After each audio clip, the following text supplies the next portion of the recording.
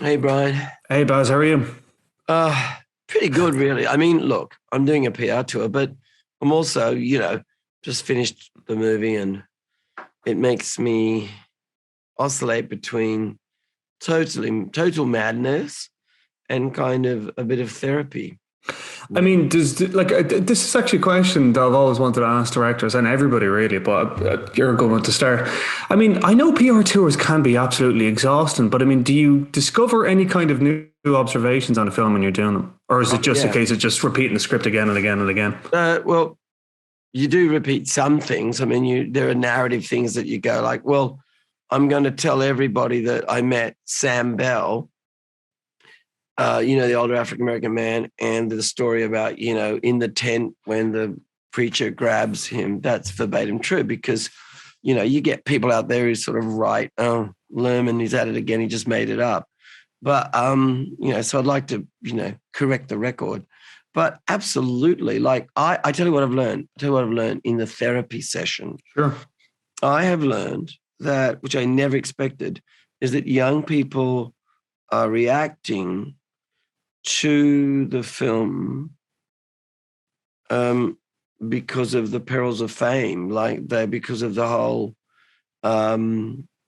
because they understand the idea that you can get your camera and do something, and you're going to have millions of followers overnight, and be Yeah. famous overnight. And they're looking at the movie going like, okay, I see you going up, but what happens coming down? So there's that. And then the other thing I learned was about myself. I really did learn this. So this is the therapy bit. I genuinely didn't think, oh, Elvis, small country town, trauma in his life, always on the road, always looking for something. And I've sort of gone like, actually, I'm from a small country town. There was trauma in my life.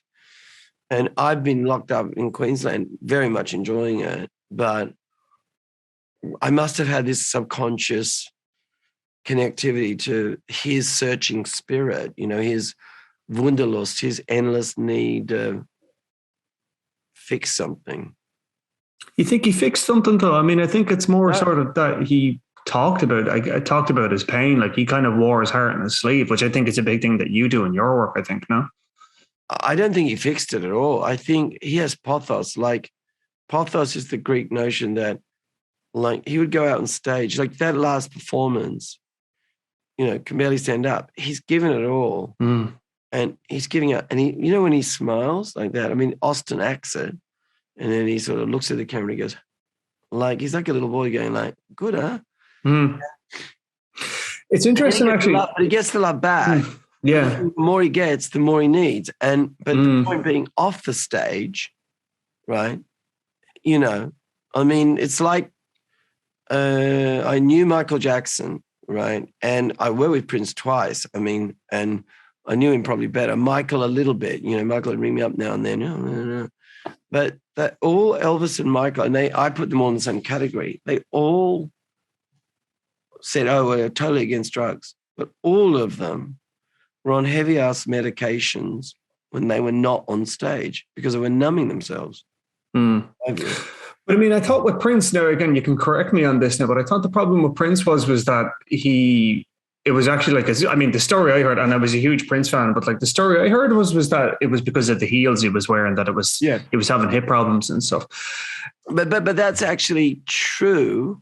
Yeah. And by the way, I want to shout out. Great, look, whatever people's view about Michael, Prince, all of that. Mm. Yes. By the way, his two backup singers, Mandy and Maya, who were with him for years, Mm. were the twins in Moulin Rouge. They're from Byron Bay. Right. So, yeah, and they were with him everywhere. And they'd say, "Oh, that little bugger, he'd wake me up in the middle of the night, blah, blah, blah." But yeah, you're right. Because Prince, but this is the point. The point I'm making is that Prince loved being on stage so much that he would put himself through, at his age, Yeah. things that were damaging his body. He'd take drugs to keep the body going to be on stage. And I think Elvis, I mean, there's nothing more important that man gets on that stage, they inject him with stuff. I mean, I've got a list of what Elvis was being injected with, right? Mm. And what his medications were. And it would kill a horse. Mm. In but to get on terms, stage, because if they don't get on stage, they're dead. yeah, but also it's cash through the door. Like so many people are relying on them financially. Yeah. I mean, it wasn't Michael's whole thing about Michael's going to do 50 shows at the O Arena, 50 shows. You know, you ever seen a Michael Jackson show? I have. I saw Michael Jackson perform. Like Michael Jackson doing 50 shows like that. If you saw the rehearsal video, like, you know. No, I mean, like it's like 50, like Jesus. I mean, that's a world tour twice over nearly. Like it's crazy. Like, yeah. And you know, his, you know, first show great, second show great. Could he do 50 of them at that level, at that age, you know, like your body? oh yeah, it'll just break down. Like, there's something I wanted to ask you, and maybe this is just me being a critic reading into stuff, but I'd love to know if I'm right or wrong about this. Go for it. When you mix Toxic in with I mean, like I know like Britney Spears has obviously had her own troubles in the spotlight and stuff like that. Was there a connectivity there that you were trying to reach, or was that just it sounded good and you mixed the two together? No, connectivity, I'll tell you what it was. Like, I mean, all those things are not me just trying to be hip or something. Yeah. Doge is in there. The language of Hound Dog is really simply listen, don't go expletive around and come back scratching at my door expletive, right? You can expletive off out of here. Doja translates it. When Elvis goes to Hollywood, the music he is singing, Bossa Nova Baby, right, or Viva Las Vegas, it's absolutely pop music. It's like 90s pop music. And just like Britney, who creates the quintessential 90s pop music, you're richer than God and you're in the Hollywood bubble, right? And that's what happens to Elvis. He's gone from being this rebel, this punk, you know, deeply steeped with his black music friends in doing radical music, to suddenly being isolated in Hollywood doing pop. And so there's a bit of Backstreet Boys in there as well. Because if I played your Bossa Nova Baby, you're not going to go like, oh, yeah, I get it. They're doing like, you know, this really, I mean, you know, I love Brits and I love Toxic, but that was her period of like absolute kind of like that world. When you're doing that kind of pop, you know, you're just in a bubble. Yeah. And that bubble will break as it does for Elvis. Yeah. What is your favorite Elvis song? I mean, I know it changes day to day, but I mean, I don't do lists, you know, because like, but I got a bunch. I'm going to do BZ Hot Wax for Spotify, right? And that's going to be my bunch of like not well known or they're not in the movie. So I'll do one that's songs that are in the movie. Yeah, I've got an album coming out with all sorts of guest work and okay, cool. 35 tracks. The album will be 35 tracks, and it's got like lots of stuff on it. But I got a bunch of things like Stranger in My Own Town, Take 6, you know, because I've got House of Iona, which is with us, RCA. I've got lots of what I call gems, you know. Sure, like, yeah. Oh, is that Elvis? You know, like, oh, how, you know, because he could sing.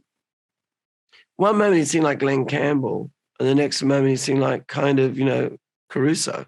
Like he had amazing range. Yeah, I mean, you think of something like Little Sister, it almost kind of sounds like a Metallica song, like, yeah. Love it. And like you can hear the Beatles in there too, you know, like Get Back, you know. Yeah, definitely. The Beatles will tell you that. You know that amazing Beatles documentary, which I just think is a masterwork. It's fantastic, isn't it? Amazing. Did you notice how many times they talk about Elvis in there?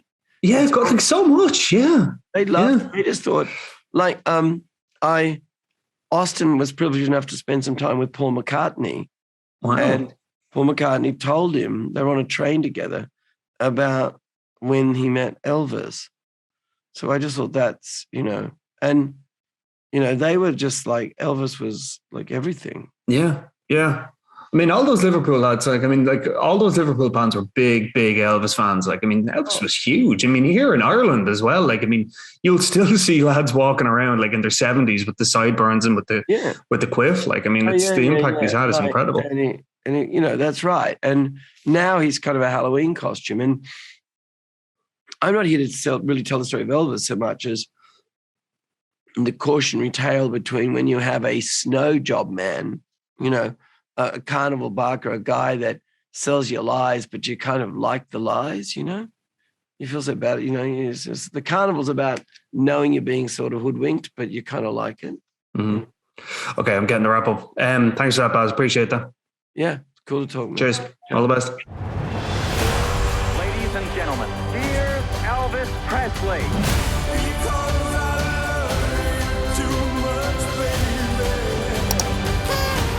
This ain't no nostalgia show. We're gonna do something different.